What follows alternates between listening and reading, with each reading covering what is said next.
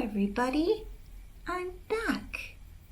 And today we will be finishing my fill and finishing the story of the City of Gold and Lead.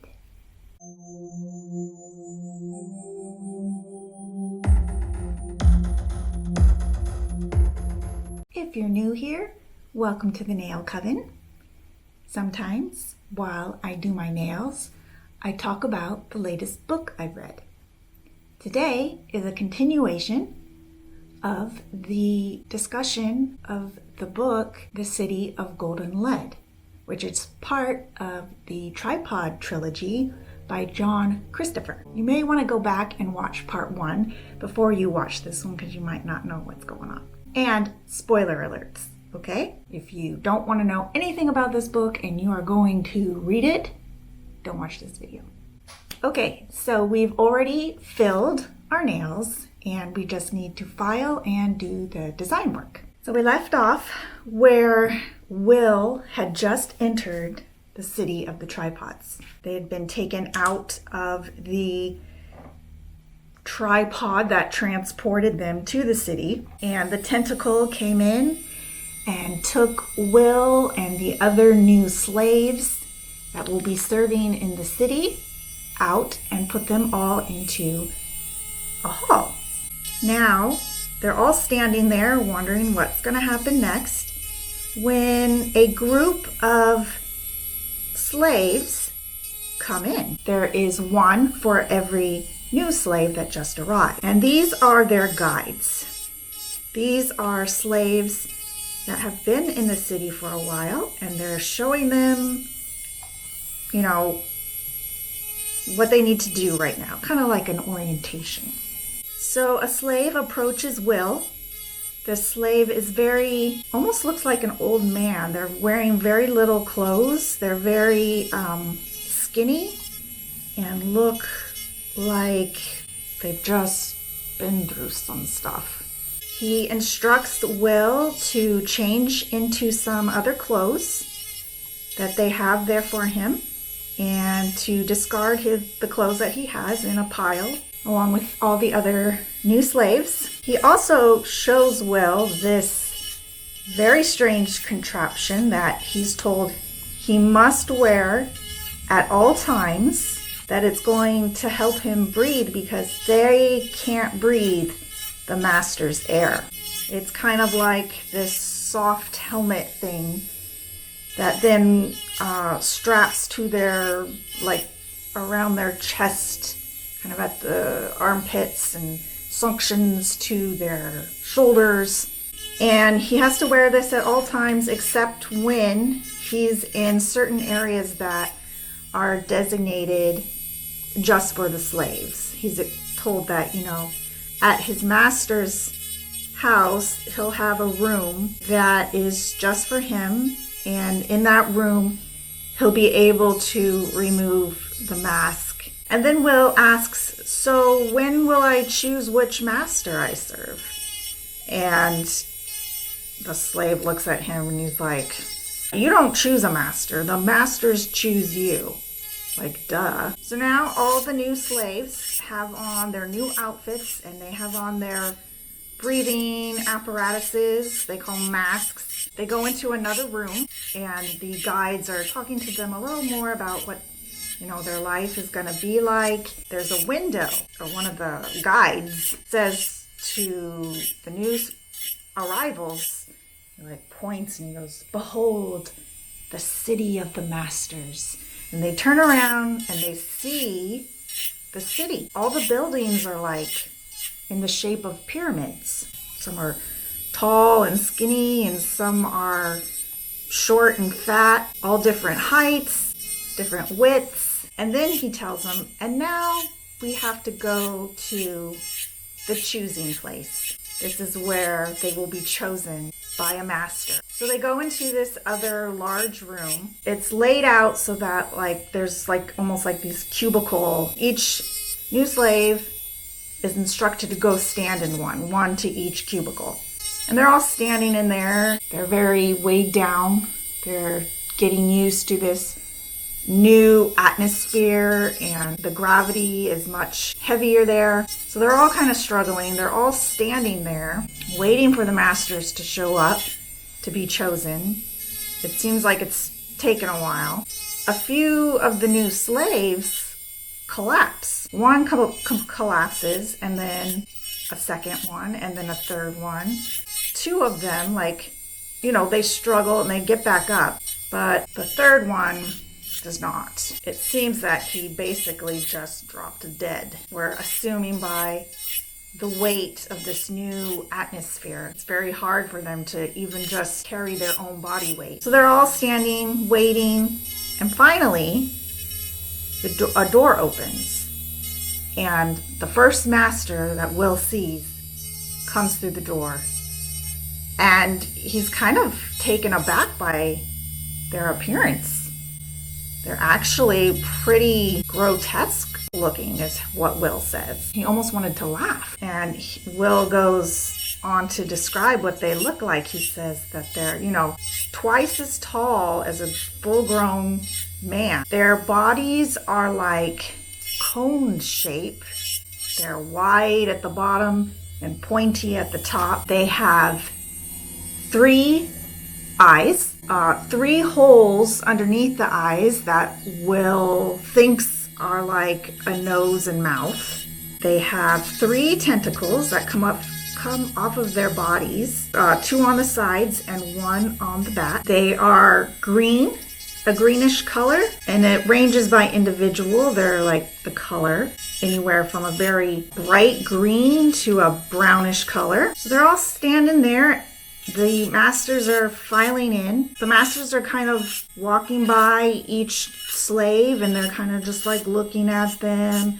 Sometimes they will touch them, poke at them. Will says he felt very much like a horse at auction.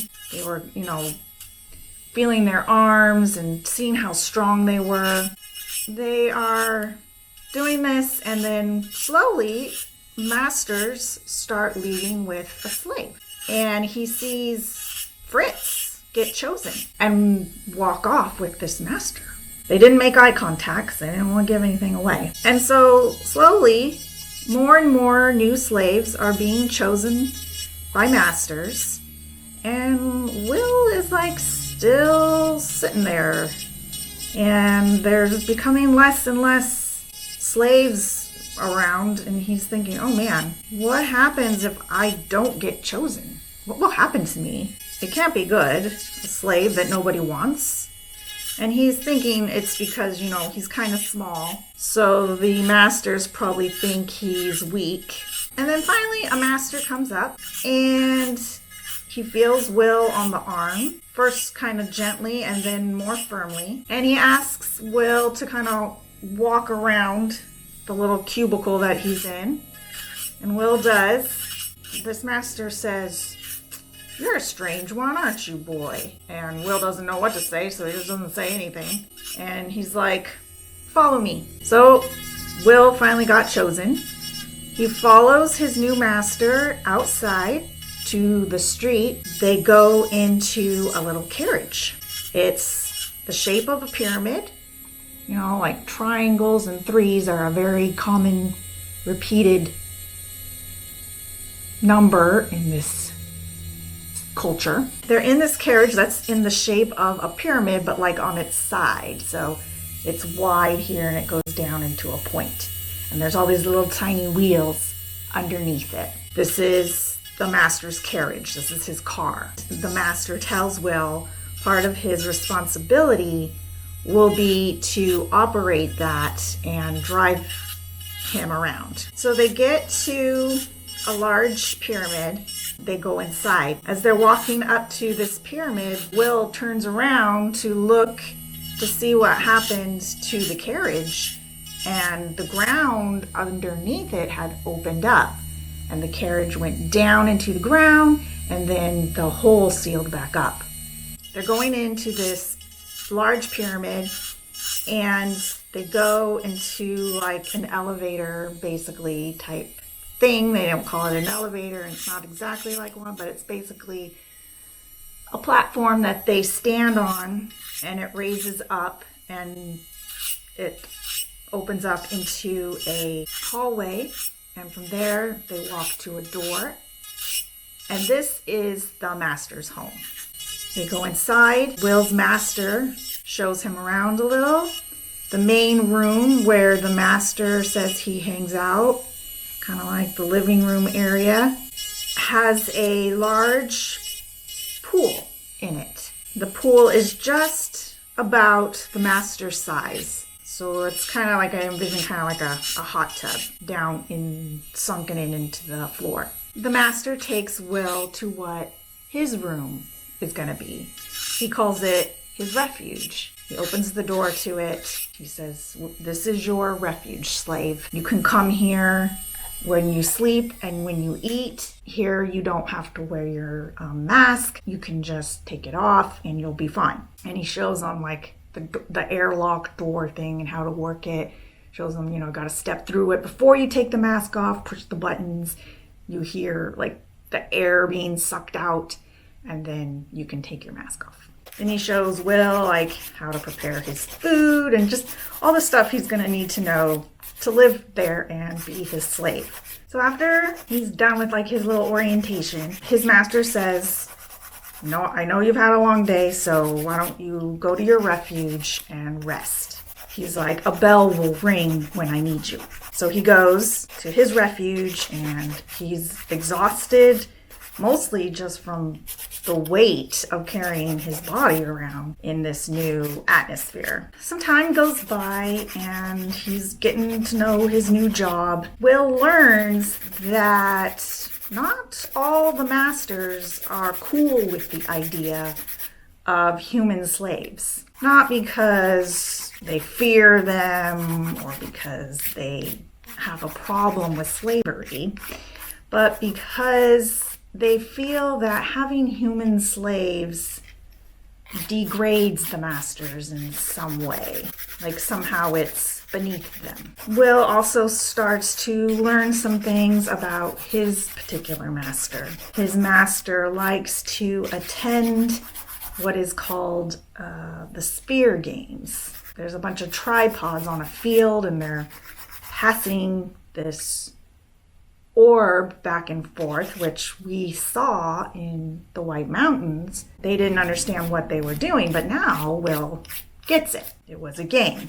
When his master wants to go to these games, Will drives him, and while the masters are observing the game, the slaves all go to a communal area. They basically just hang out there until they are paged by their master. They can, rest, eat.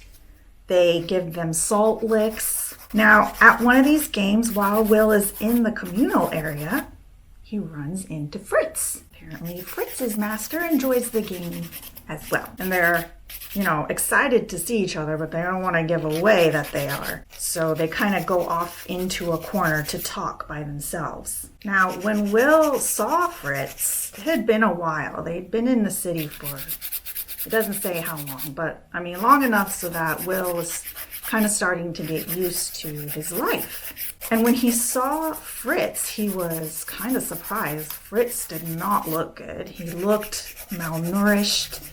You could see his bones through his shirt, and he just did not look good at all. And it worried Will. And as soon as they started talking, Fritz was like, okay. First thing we need to talk about before we do talk about anything is when we're going to meet again and how we're going to meet and exchange information. So they arranged to meet again in the communal area at one of their pyramids, because in each apartment pyramid, there's also a large communal area for slaves. So they make an arrangement to meet there soon. Then they start asking each other what their master's like and what's their new life like. Will also notices some bruises on Fritz's back and arms and shoulders. Will's like, "Is your master mean?" Fritz says, "Compared to what?"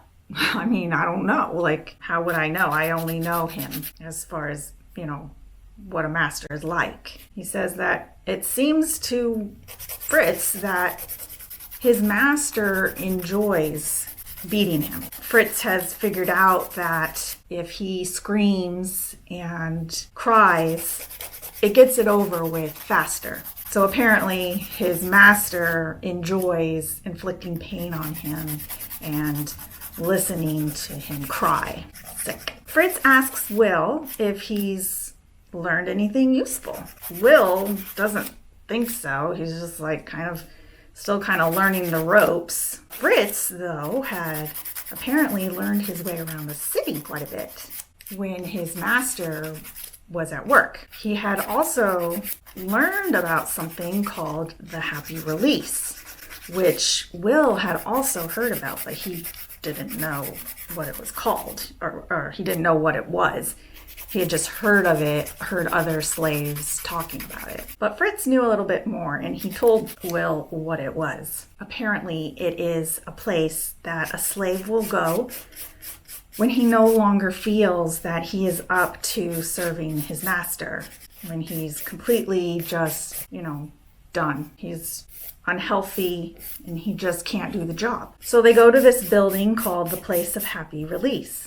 The slave voluntarily goes there on his own. He goes to the building, the pyramid of course, and a little platform raises up underneath his feet. There's a flash of light, and then the slave drops dead. Then the platform that he's standing on gets brought into the pyramid. Inside the pyramid, there is a white hot furnace. The slave's body is put in there and cremated. The slave is very happy to do this. Will felt very bad about what Fritz was having to go through, and yet it seemed that he had accomplished a little bit more than Will had. So Will's in his head is like, okay, I gotta get it together and really start making some progress here. So they part ways, and Will goes back and, he's doing his tasks, which are mostly just menial chores around the house, and that's about it really, making his meals. But Will starts to realize that he's fulfilling another function for his master as well. He's realizing he's kind of the master's pet. The master will ask him questions about his life before he came to the city. And of course, Will is having to tell him, like a made-up version, since he's supposed to be German and everything. So Will is telling him, half-truths based on his real life and his fake life that he had made up as a cover. So then when he met with Fritz again, he was telling him this, and Fritz was like, He's like, I feel like your time, it will be more well spent talking to your master, trying to get information out of him, since he seems to like to talk to you, versus trying to explore the city the way that Fritz was. So Fritz tells Will to encourage his master to talk.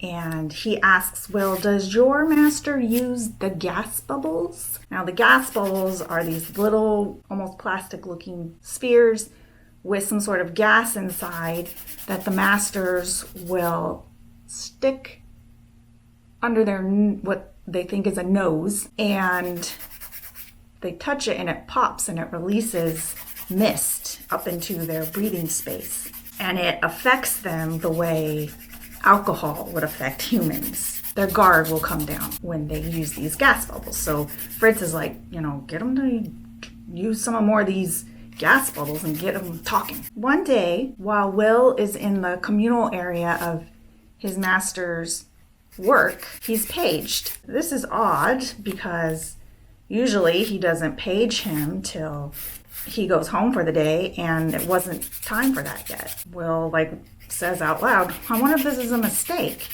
And one of the other slaves said, well, it might be the sickness. And Will's like, what sickness? And he's like, oh, well, the masters, they get this sickness. They, usually go home and don't work for a few days. So it sounds like, he's got a cold or flu or something. So he takes his master home, and his master goes straight to his pool in the window room. He asks Will to bring him a gas bubble. And he uses it, and then he immediately asks him for another one.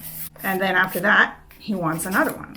So Will continues to bring him his gas bubbles, and it's making him very talkative. And his master seems like he's kind of like rambling a little. And he starts talking about wickedness and how the sickness is a punishment for being wicked.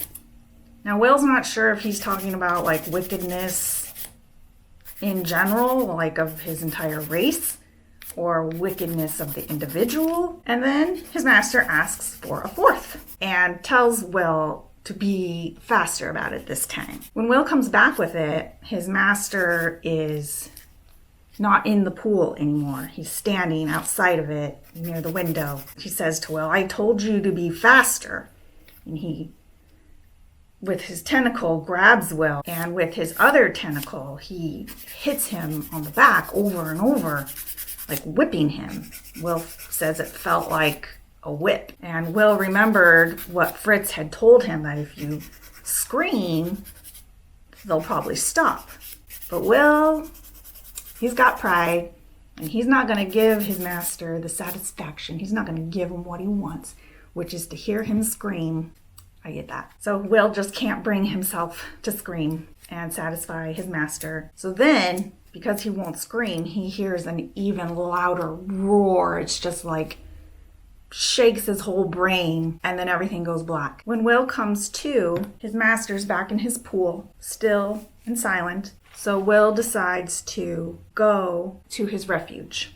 He leaves, he changes into some cleaner clothes, and because they're like always sweaty and gross, so they're kind of like always changing their clothes. So he changes his clothes and gets into bed because he needs a rest. He had a hard day. And as he's getting into bed, he realizes that when he left the master just now, he didn't give the customary bow as he left the room. And he's like, oh crap, that's not good, because, you know, that's what slaves do, and they might suspect something. At the very least, they'll know like he's not like all the other cat. And then the bell went off. When Will walked out to where his master was, the master grabbed him by one of the tentacles and like kind of like held him up. They're super strong, right? So they can hold up a person in the air easily with one tentacle. And Will was expecting another beating. That's not what happened.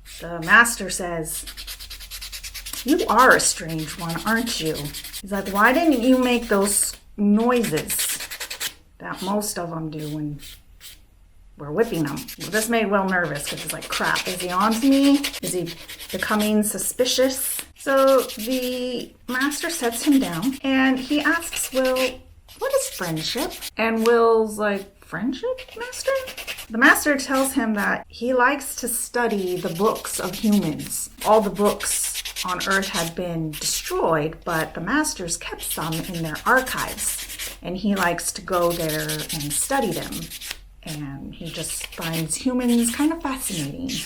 And they have this concept called friendship that he just, is not really understanding. He's like, have you ever had a friend? And Will says, yeah. He's like, tell me about your friend. And he tells him about his cousin Jack and the things they used to do together. And the master's like, so there was like a link between you. You felt a bond. And Will says, yes. And he says, what about dogs? Can dogs be a friend? And Will says, yes, some dogs. I mean, some are wild, but yeah, some dogs can be your friend. The master says, you will be my friend then. Will realizes, dude, I'm this guy's dog. That also does tasks for him. So the next time Will sees Fritz, he tells him what happened. Fritz says, he says, I think it would be a good idea if we found these archives that your master told you about, that there could be useful information there. And Fritz is like, I wonder if it's that same place that my master took me once, where inside there was a big globe and a map on the globe. He thought that he recognized, so what I'm doing with my nails. So I picked out all the colors that just kind of I associated with this story. So I have like a pearly metallic green, I have a silvery color, I have some transfer paper, some gold and some silver, and I have some pyramids, rhinestones. So I'm not really sure exactly what I'm going to do with all this stuff, but it'll work out as we go. I'm just going to do whatever inspires me in the moment. But all these things remind me of like metal or machines. So anyway, where was I? Crap, forgot where I was. Oh yeah, they're talking about the globe in that building, and he's wondering if this is where the archives are, because this globe had a map on it, and Fritz thought that he recognized some of the drawing on it as the sea that they had to cross to get to the White Mountains, and also the river that they had come down to get to the games. He said he also saw on the globe a spot that was a big golden button, and that he suspected this was probably to mark the city that they were in, that it seemed like it was in that general area. Then he noticed 2 other of these golden buttons on different land masses, and he's thinking, oh, is this where they have their other cities? Are they ruling the earth from these like 3 cities? Again, 3, they love 3s. Back at home, his master was still sick, and he stayed home for several more days, continuing to just hang out in his pool and having Will bring him gas bubbles, just talking to Will. He started telling Will about when the masters came to Earth. He told Will that they were looking for a planet for their kind to live, and that theirs was the most suitable in this solar system that they found. And so they came from a faraway world on a great ship through the emptiness, they called it, and they observed Earth and humans for a long time from afar. And he said it was fairly easy to observe humans because they could do it through their television transmissions. He said that their kind would occasionally take smaller ships down to Earth to observe the things that they couldn't observe through the television transmissions. He said that some humans had seen them and caught on, but the other humans didn't really believe them because there was this strange thing they had called lying that would cause the humans to distrust each other. So they didn't have to worry too much if someone saw them. They also realized that humans had very powerful weapons, and that if they tried to directly attack them, it probably wouldn't go well for them. So they used a weapon that they were much more advanced in, and that was mind control.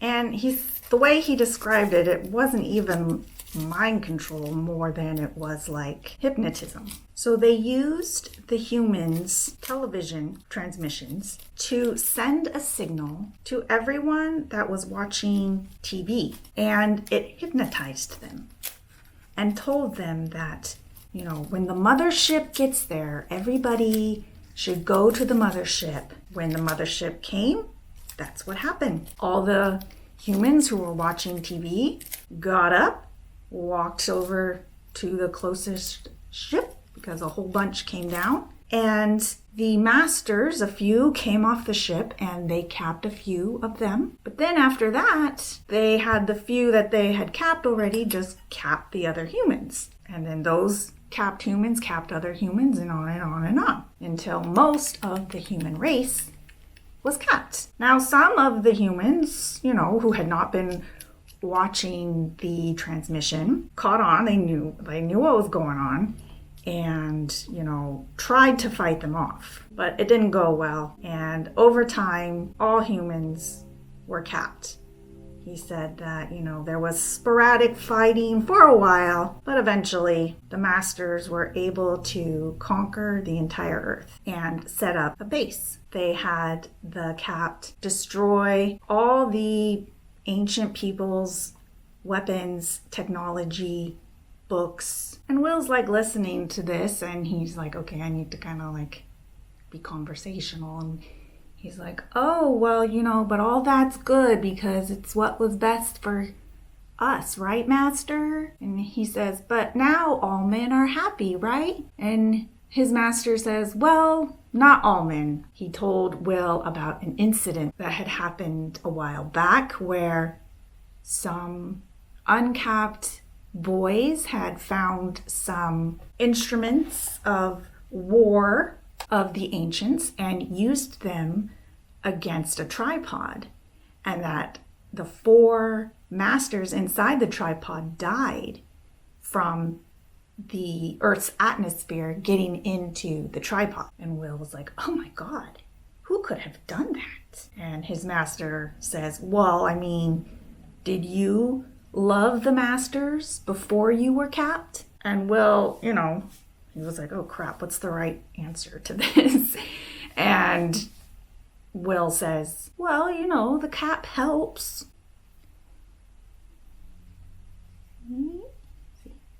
Focus. How do you get it? So his master goes on to tell him that, there are some of their kind that feel that humans should be capped earlier, even though their skulls really aren't done developing. But, they're capping people at the age of 14, and it seems that, humans start to get a little rebellious even before this age. And it will probably happen that they start capping people earlier, even though this is probably going to cause a lot of pain for the humans because it will make the cap tighter as they get older. But they probably should do it so they aren't taking risks. It's probably the safer route to go. And Will says, yes, Master, you're right. It probably is best. And then his master says, but, it probably doesn't even really matter because our plan is nearing completion. And Will says, plan, Master? His master didn't answer him. He kind of just quickly changed the subject, told him about a book he was reading where a human had a dog. The human would get things for the dog that he knew the dog liked. And he asked Will, is there anything that you would like? And Will was like, well, I think I'd like to see more of the master's wonders. I would like to see the city more. And his master said, that can be arranged. And then told him to get his meal ready. So the next day, his master gave him a little bracelet thingy where he could be paged so that he didn't always have to be in a communal place, and Will could explore the city more when his master was working instead of having to hang out in the communal area of his master's work pyramid. His master also started taking him on little outings, and one day he took him to the Pyramid of Beauty. Now, this is where Will mentions that the whole time he's been in the city, he hasn't seen any girls. It's like, where are all the girls? I know that they get selected. Obviously, Eloise, she went to serve the tripods. So where are they all? And he had brought this up to Fritz, and Fritz said the same thing, that, yeah, he hadn't seen any girls either. They've got to be around somewhere, right? Well, Will finds them. They go to a pyramid and they go inside, and there's all these beautiful earthly plants, and they're all encapsulated in these glass displays, kind of like you would see at a museum. And there's even little bugs and bees suspended in life almost. And there's just rows and rows, and his master's taking him around and showing him everything, and other masters are walking around looking at these things. It's definitely like a museum of earth stuff. There's flowers and birds and other animals Then they go through like a triangle-shaped doorway. And in there are rows and rows of transparent caskets. And inside the caskets are females, the master says. And here we have our hall of females. Like he was like a tour guide or something. He says that each one of them were selected for their beauty and that they will be here for the masters to enjoy long after the plan has been executed. Now, what Will was looking at obviously upset him, so much so that he didn't even catch the master's cryptic mention of the plan. His master took him through rows and rows of girls all dressed in their finest dresses, just looking absolutely beautiful. And then his master's taking him around and he's like, and here we have the redheads, and here we have the blondes. And then they go into like another little area and he says, and this is where we keep the finest of them all. And of course, this is where Will sees Eloise, still in her blue dress from the tournament. His master asks him, have you seen enough now? And Will says, yeah. He's like over it. He wants to go home. He's seen enough. So the days and the weeks are going by and the heaviness and the humidity is starting to take a toll on Will. He's feeling just crappy all the time. He's also noticing that the other masters are not comfortable with how fond his master is of him. His master doesn't bring him around the other masters because they don't like him. Will's master would pet him and caress him almost ritualistically, and he expected kind of the same from Will. Will would kind of scratch him along the top of his back tentacle, and his skin was so rough that it wore Will's fingernails down. So Will ended up finding like this sort of like brush-like tool and using that so that he could save his nails. Now, one day while he's doing this, his master's in his pool, Will's behind him using this thing to scratch him. Will slips and his master turns at the same time, and this little brush contraption bonks his master in that little area beneath his nose where he puts the gas bubbles. And his master just lets out this terrible cry. You could tell it caused him a lot of pain. When his master recovers, he tells Will, he's like, you should never, ever, ever touch a master there. That is a very vulnerable spot, and you could even possibly kill them. Will was like, whoa. You can kill a master? They go back to the scratching ritual. His master tells Will he can go to his refuge and rest for a little while. And when Will does, he goes and he makes a note of what he just learned in a book that his master had brought back from the archives for Will. It was like a nice thing he did for him. And Will was able to make ink out of some food that he found. He was black and he crushed it up and mixed it, and he was able to make little notes in this book. And when I read this, I was like, oh, Will, why? You know that's going to be your downfall. But Will felt safe in doing this because the master can't go in his refuge. He can't breathe the air there. So he felt safe with this. I would have known better. So a few days go by and Will has not seen Fritz in any of the communal areas. And this is worrying Will. He asks some of the other slaves if they've seen him. And he finds out that he had been sent to the hospital. And this slave that knew this tells him where the hospital is and everything like that. So Will goes to see him. And he finds out, so this hospital for slaves was set up by a master who, kind of had sympathy for the slaves. He set up this hospital and then trained a slave to operate it who then trained another slave, and on and on and on. So it's not manned at all by the masters. It's pretty open, and the slaves just run it themselves. So Will goes to the hospital and he sees Fritz, and Fritz looks terrible. He's very worried that he may even die.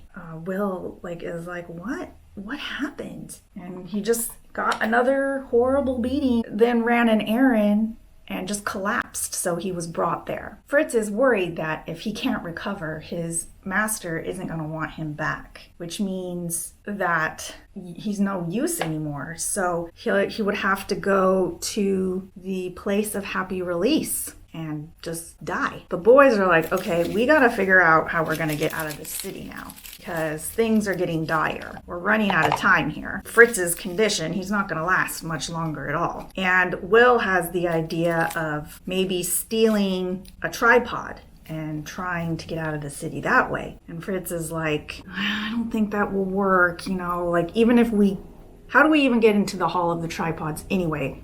Slaves aren't supposed to be in there. They'd have no excuse to be in there. And then even if they do, then how are they going to operate it? They don't know how. Everything inside the tripod is created for creatures that are 2-3 times their size. It's just not likely that it would work. But Fritz has the idea that they should find where the river is. There's a river that comes in, so there's an area where it goes out. So that they should find that and then just ride the current outside of the city. On Will's way back from the hospital, he starts to really think about Fritz and how, at first he didn't really feel too keen on Fritz. But now he didn't know if it was because of he felt bad because he was sick or just because of everything they went through.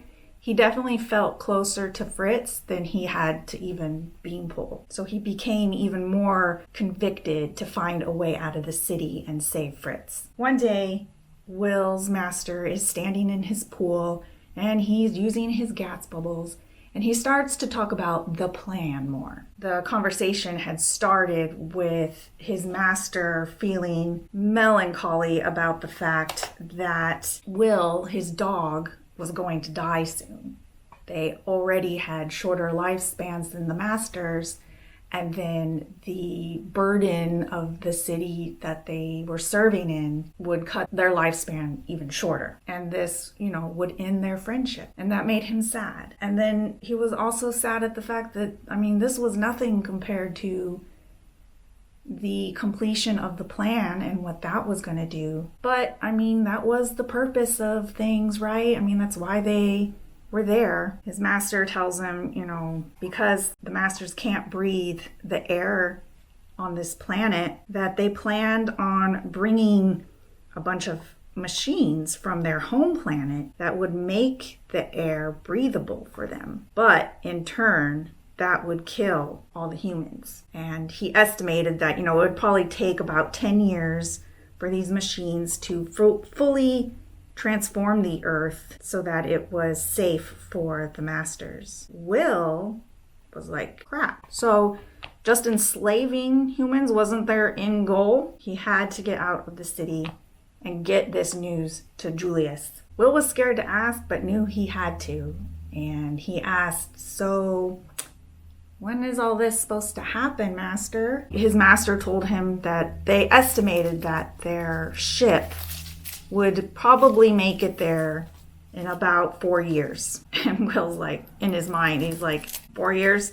We got 4 years before all this is happening? Crap, they thought they had, generations to try and take on these tripods. So the next time that Will and Fritz met, they agreed that one of them had to get out of the city as soon as possible and let Julius know all these things. Fritz brought up the idea about the river again, that, they could probably reason that it was on the opposite side of the city as where it came in at. So one day, Will gets back from an errand and his master is standing in his window room. And Will asks, do you need anything, master? And his master doesn't reply. So Will turns to leave, and his master says, I knew you were a strange one, but I didn't know how strange. And Will's like, And his master grabs him by the arm with his tentacle and he holds up the book. He said, "Why are you keeping notes about our conversation?" He's like, "I thought we were friends. Is that what friends do?" He said that he went into Will's room to make what humans called a surprise for him and fix up his refuge for him. While doing this, found the book. So he's holding him by the tentacle and he's like, "There's something wrong with you. I think there might be something wrong with your cap." And so he's holding Will with one tentacle and then his other tentacle comes up behind Will and tries to touch his head on like a soft spot of the helmet thingy. And Will kind of like turns his head like he's gonna show him something on his head. And this masks his next movement. And Will punches his master right in the vulnerable spot that he had told him about. And his master lets out this howl and he falls to the ground and the howl stops halfway in his fall. And Will's like, "Oh my God, I think I killed him." And he's just sitting there staring. He wants to try to like poke him and touch him and see if he's actually dead, but he's scared. And finally he gets the courage and he like touches his tentacle and nothing happens. And then he touches it again and nothing happens. He's like, "Oh my God, I think I really killed this guy." So Will goes running to Fritz's building and he goes to that communal area and he finds Will. And he's like, "Dude, I think I killed my master." And Fritz is like, "No way." And he's like, "Yeah." He's like, Fritz is like, okay. He's like, "We got to get out of here." Fritz tells Will, "Go back to your place. We need to make it look like an accident because if they figure out that humans can kill them, like their mission is over." So they go back. Fritz makes up some kind of excuse, an errand he has to run.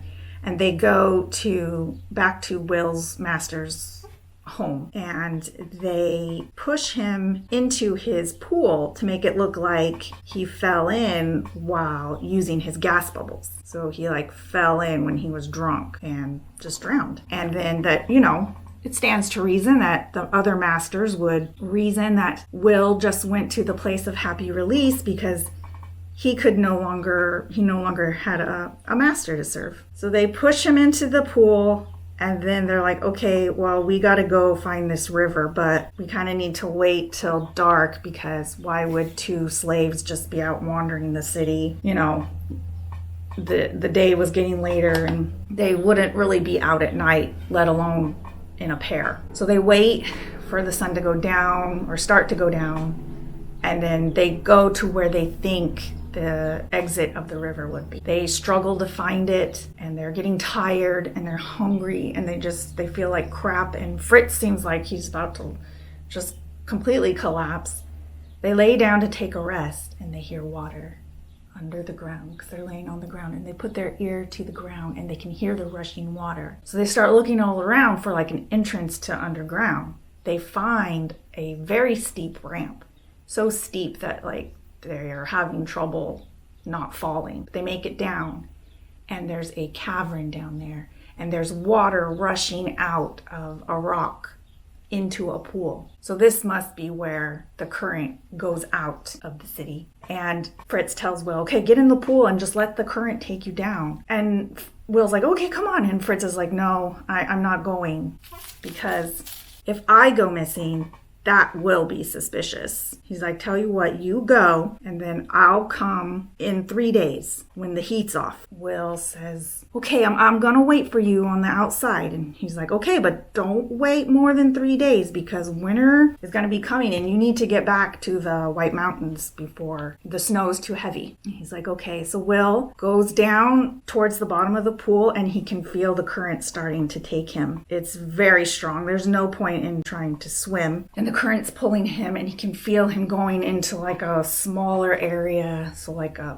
pipe or something. And it's taking a while and he's starting to run out of breath and he's like, "Oh crap, I'm gonna die." He starts to black out. And then the next thing he knows, he opens his eyes and he's on the outside of the city. He can see the dome and the golden wall, but his mask is like suffocating him and he's trying to pull it off. And then he hears someone say, Will, and someone comes over and helps him get the mask off, it's Beanpole. And I was like, what are you doing here? And Beanpole said that, you know, after the games and after him and Fritz left, he did not want to go back to the White Mountains and tell Julius that, you know, he wasn't selected and that he kind of failed. So he decided to hang out there and try to observe the city from afar and see if he could learn anything. And unfortunately, he didn't find out much. But then he saw the river coming out of the city, and he reasoned that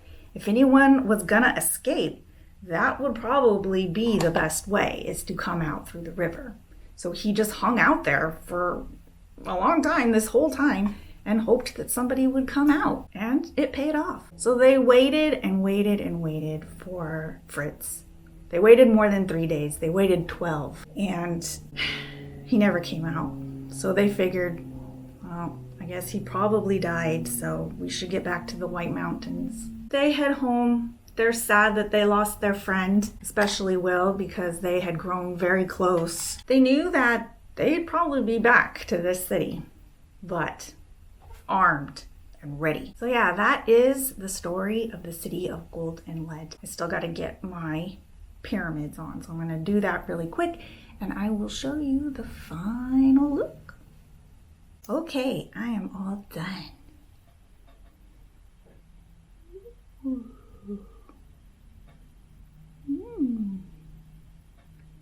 So I got the green for the aliens. I got the silver for the metal of the tripods. I got the gold for the city of gold and lead. And if you can see, I got the pyramids. What do you think? Do you like these? Do you? Let me know in the comments. Are these tripod alien chic? Well, that's it for today. Thank you for spending time with me while I do my nails and listen to me and the airplanes above. If you liked this video, let me know by giving it a thumbs up. It lets me know what kind of videos to make. Make sure and subscribe and hit the notifications bell. Airplanes! So that you'll know when I upload new videos, because I will be doing the other books in this series. And I will see you in the next one. Bye!